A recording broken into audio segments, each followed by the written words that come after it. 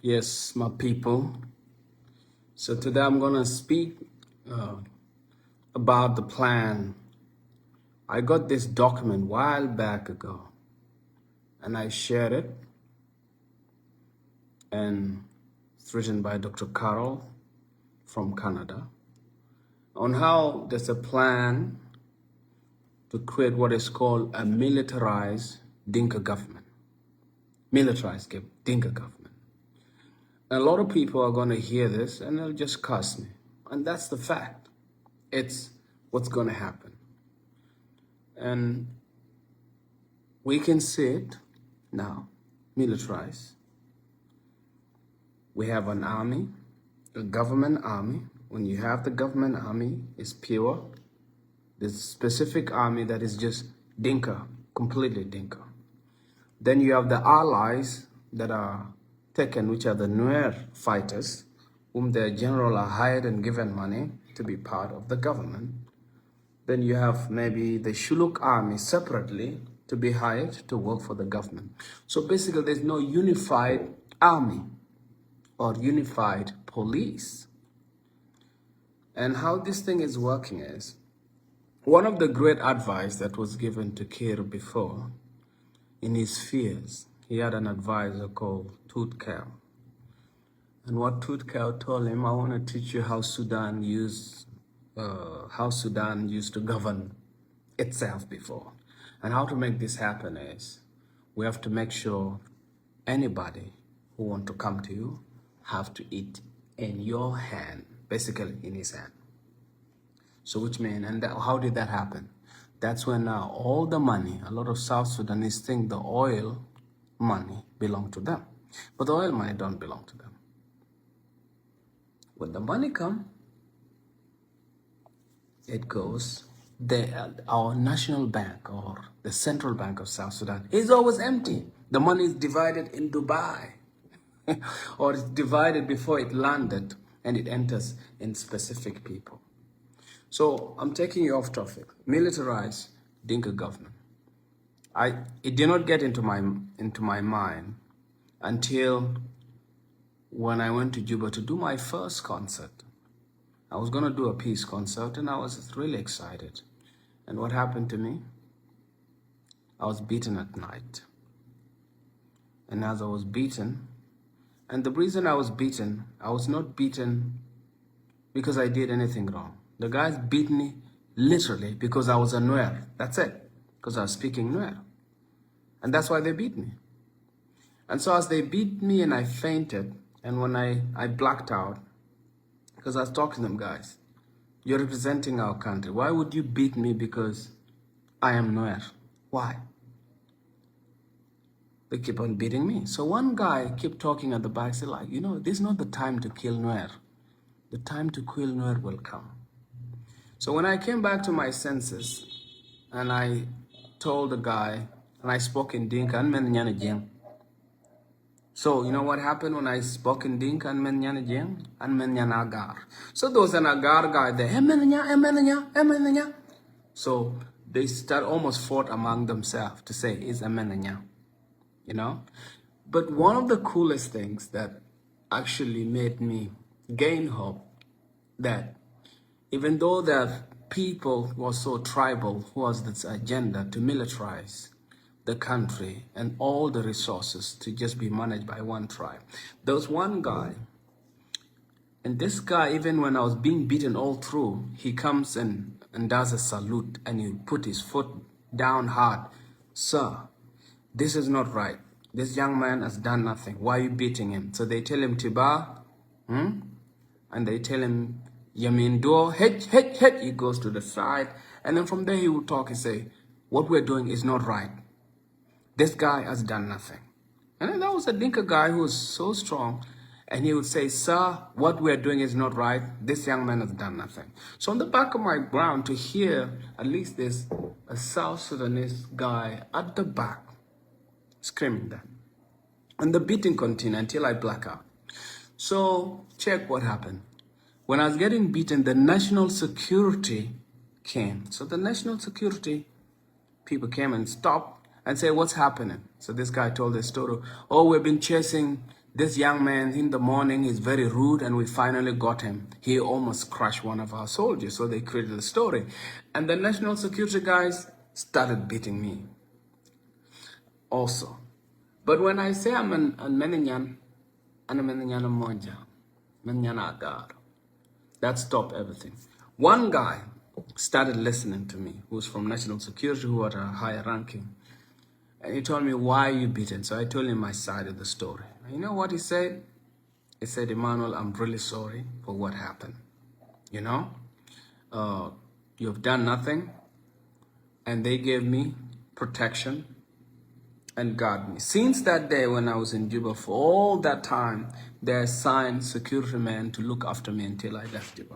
But I was angry. Maybe many people can't remember that story, but I told that story a long time ago. As you can see in our country right now, even we had a peace agreement that was signed. The peace agreement was not followed. How did it break? Those are the IO was constantly asking, let's integrate the army. The army was not interested. So a lot of soldiers that have been trained right now are being put in top areas, mostly are from Jen. It's not a Dinka idea that you create a militarized Dinka government. It is a plan organized by 6 major countries that are interested in our resources. So they want to put a specific government that they can manipulate for at least 30 years. And how they do it, they say, if you want to stay on power, here we are. So push Nuer. Nuer is the main target. So destabilize Nuer. In all the Nuer areas, we're going to have government army, but not going to be Nuer. It's going to be Dinka in every territory. So they've turned Nuer against themselves. They got the Nuer neighbors to fight along him and all of that. So break down the Nuer so they go and they become in the refugee camp. Well, what's happening is here is, as the Nuers are being pushed to the side with the allies that are fighting along the government, there's like 15 rebel groups, 27 rebel groups that have been hired by the government of South Sudan right now that are happening to do the ethnic cleansing in Nuer territory, plus 15 countries backing them, and Uganda in the front line backing fighting with Kir. What are they actually doing right now? Is to implement the militarized Dinka government. Now, once Nuers are pushed aside, so what they'll do is they'll be telling the government, give us this. If the government say we don't give you this, okay, then we're going to support Nuer now to come and remove you from power. So what they do, what the Western country do is they find two groups and divide them. Put one on power, and after 30 years, remove that person on power, and the one that was suffering out comes to power. And it just keeps rolling like that. And the country will never develop. Right now, if you look at our government, what I'm saying, like, I wouldn't say it's tribal, but everything is done strategically to control resources.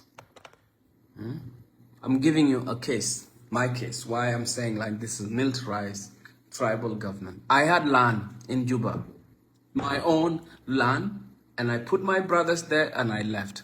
Imagine what? A Dinka captain came and took my house. It just took it.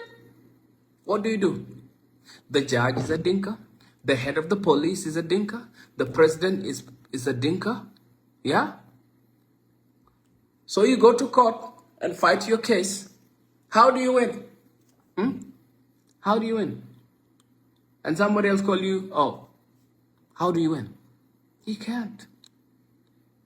So, my house is taken. It's taken.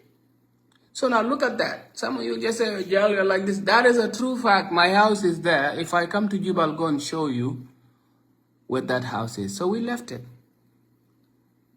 You know? We left the house. Because if you take your lawyer, you go to Bill Palm, let's say, and open up a case and fight. Who's the top general? Monjang. You go to the lawyer. Who are the top lawyer there? Monjang. You go to the judge. Who are the security? And I said, look at it. At night, when you go to sleep, you are guarded by one tribe when you're going to sleep. How dangerous that is.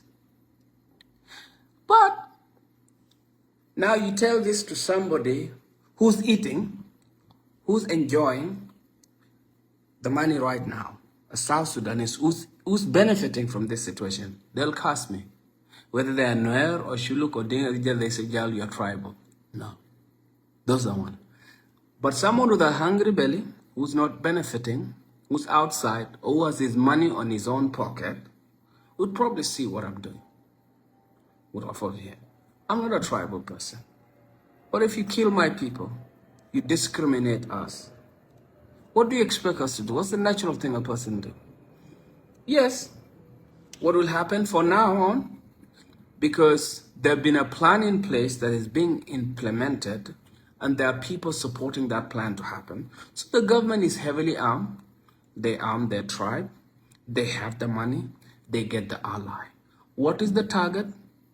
Is to exterminate Nuer, destroy them, break their DNA, break their backbone so that they can submit, which is a form of manipulation that is happening.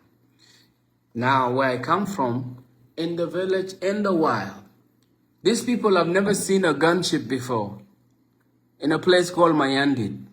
So gunships have gone there to just bombard the civilian, fire them, shoot the cows, bomb the land, and just killing civilians.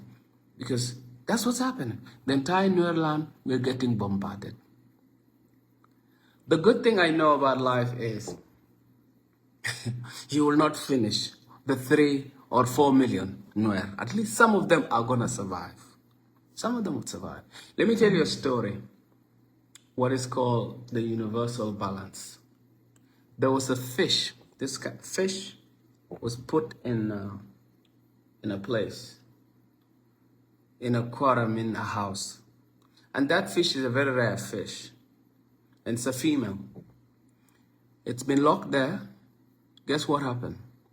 That fish managed to adapt and impregnated itself.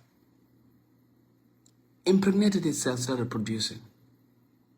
And that fish, there's a place called Madagascar. The people were suffering from a disease and also suffering from lack of protein. So kids were suffering from kwashiorkor.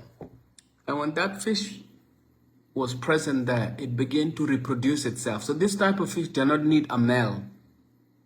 It has mutated that it can reproduce itself. And guess what happened? That fish overproduced itself, and the people in that area, Madagascar, started eating protein, and this fish just exists. The disease that was there that created an imbalance disappeared. So what I'm saying is, right now, the Nuer people have no allies, no support, no weapon. They don't even have funding to go on the media to tell about their story about the ethnic cleansing that is happening. That's what is really happening right now. Now the Bull area has been bombed. The people of Bull will say, the Nuer in Lair will say, oh, let Bull get it. When the people of Pangak are being bombed, the other Nuer area, they're just watching what Pangak get it. There's no unification of people having empathy for each other because people have been divided.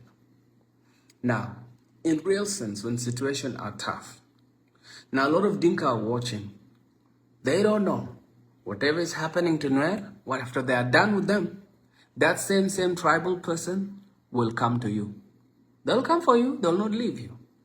Because these are elite on top of the food chain that sold the country. So they can benefit. In an idea, if you want to get away with murder, you create what is called a tribal war. So now, a tribal war idea is created where the government uses all its resources, mobilizes resources to try to terminate one tribe. Even the Shuluk were mobilized to go to Nuer land and do what they can. The Murle were mobilized. The Dinka backing them. The rebels from Sudan were backing. And then other rebels from other countries. All of this. Different countries have been given money to keep quiet. The media has been bought off not to report all these atrocities that are happening. But you know what? This is all going to happen and it's going to be over.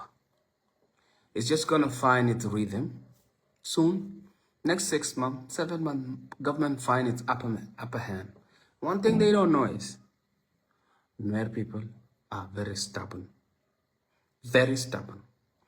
When they're fighting for what is their right, they will keep fighting. You'll finish what you can, but the survivors, when they get hold of what they can, even Uganda won't stop them. That Juba will fall. All those other areas gonna fall. It's just a matter of time. So this tribalism is imposed on the Nuer people. Nuer people are not tribal. True people would understand. You go to Nuer land, it doesn't matter where you are, nobody will touch you because you're from another tribe. That's a fact. But now, most South Sudanese have been brainwashed that Nuer are the problem. And you know it. Anyone who is conscious, who knows the truth, this government is the one that has planned to destroy Nuer people. But it's not their plan. It's a plan given to them, which is called the Militarized Dinka government, where you have all the army will be Dinka. And then you have militias that are going to be supported. Then they can control the resources. Just look how our country is right now. The Minister of Finance is a Dinka. The Minister of Foreign Affairs is a Dinka. 70% of ambassadors are Dinka. Okay, we go to the head of the bank, central bank. If it's another person, then surrounded by many people, has to be Dinka. The president is Dinka. The head of the military is Dinka. The head of intelligence is Dinka. Huh? Are you listening? The head of the petroleum, that is to manage everything, is a Dinka. So now, some of you are going to say, Jal, you're traveling. Look, what is that? Every important position where something can be benefited is Monjang. Okay, we go to companies. There are several companies, the richest, the wealthiest companies, where the companies that are used to loot the wealth, most of them who own them are Dinka. You cannot name one Nuer company in Juba that has money. None. Name for me one Nuer billionaire. None. None. Who has a business? Also, in terms of the budget, I come from Unity State. There is something called 5% that is given to us on Unity State, but we never see that 5%. It still goes back to the same government kickback and they take it. So now the little that is there, as you know, in every country, they say if you want to destroy a country, it's two things. Or if you want to control a country. How you do it is, you do it basically by using fear as a tool to control and using corruption to corrupt the leaders. Fear and corruption. So you show fear and you give money. That's how you control people. Fear and money. How does it work? So how is it happening? A coward, any coward, narcissist, Machiavellis, a psychopath will definitely support the government because it's an opportunity for them to benefit.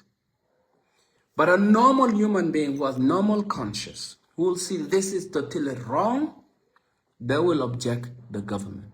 What was the reason of us going what was the reason of SPLA going to fight? This was for justice, equality, and freedom for all. In Juba, there's no justice. There's no equality. There's no freedom. The soldiers are not paid. The police are not getting paid. The prisoners are not, the men working in the prison are not paid. The IANA are not paid. Where does the money go?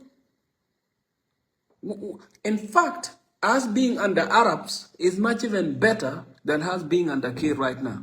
During the Arabs' time is much better. because they never use chemical weapons on us like this. So now, where are we going right now? A lot of you are just going to hate me. You're going to curse me. You say whatever you like, but I'm an activist. I'll speak the truth, and that's why I will say, you know. So I can see some of you are saying this. This, what I'm doing, is called freedom of expression. It's in our constitution. But I'm not allowed to exercise this in Juba, but I can exercise it anywhere I am in the world. Now, if you guys really want peace in our country, we have to talk about the truth. Everything I told you is true right now as we're talking. The government is not interested in peace because it has hired foreigners to keep them on power. Now they stay in power, the foreign army will eat, and the national army, the integrated, those who are saying, will not eat. That's it. They will not eat. It's bad that I told you, but that's a fact. That is a fact. You choose to hire people to kill your brother so you can eat. Just think about why. Why can we make peace work? But you want to impose peace the way you want and then keep all the cut by yourself. So anyway, right now, there's a plan to militarize the entire country by one tribe. And some people are excited for that to happen, but they don't know. It's a trap because they want to keep that tribe there and manipulate it and manipulate that tribe so that they can take resources cheaper. Give that tribe fear. Okay, if you don't give us this, we're going to release the lion. Dr. Machar is in prison. It's going to be used as a game.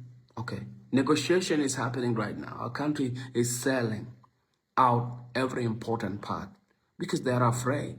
If Machar is released and Machar army is supported, they're out. That's the rule that has been used to control so many countries for a long time. So I thought I would share that with you. Peace is you.